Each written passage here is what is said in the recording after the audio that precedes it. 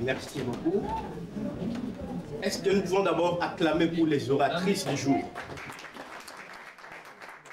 Vraiment, je suis très content de voir les femmes devant nous donner la matière. Alors, mesdames et messieurs, permettez-moi d'abord d'exprimer mes remerciements au président de la communauté congolaise ici à Ouane, ici, président Dandi, pour son leadership non seulement affiliatif, mais aussi participatif. Aussi, je remercie d'autres présidents de différents pays ici présents. C'est un grand honneur pour moi de prendre la parole à cette conférence qui parle des droits, qui parle de l'égalité, qui parle de l'autonomisation des femmes et filles. Un thème qui me passionne il y a longtemps, pas parce qu'il est débattu aujourd'hui, plutôt parce que mon ONG que je dirige prône l'égalité, l'émancipation de la femme et surtout la méritocratie. Quand je parle de l'émancipation, je vois surtout dans les milieux ruraux où les femmes sont encore maltraitées jusqu'à aujourd'hui.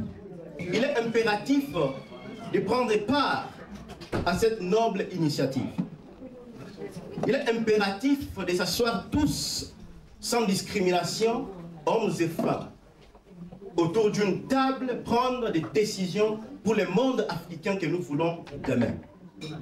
L'ONG UPFA et moi avons forgé la conviction d'agir, de porter plus haut nos voix jusqu'à ce que l'extrémité du monde puisse nous entendre en ce qui est des valeurs que nous prenons pour la femme marginalisée aujourd'hui. Il est temps de se battre à nouveau pour que les droits des femmes et filles du Gabon, du Congo-Brazza, du Cameroun, ainsi de suite, que ces droits-là puissent être respectés, surtout par les hommes qui pensent que nous vivons encore dans les paléolithiques.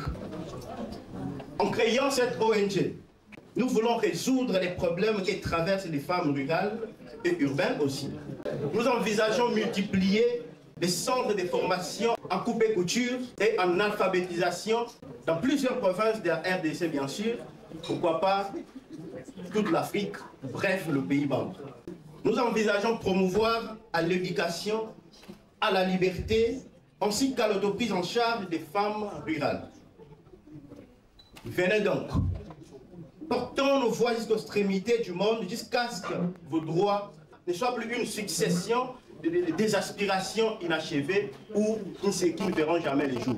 Lorsqu'il s'agit de prendre les décisions du monde, les femmes doivent y être, surtout dans les milieux ruraux.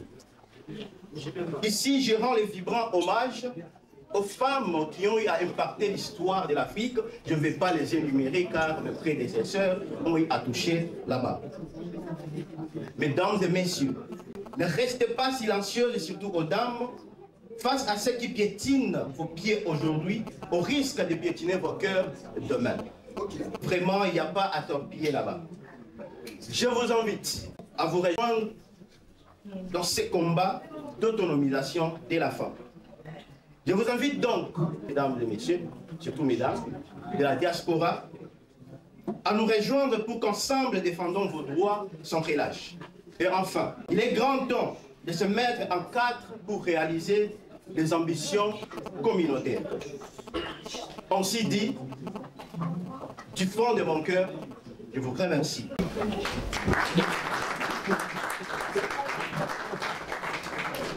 Merci beaucoup, monsieur le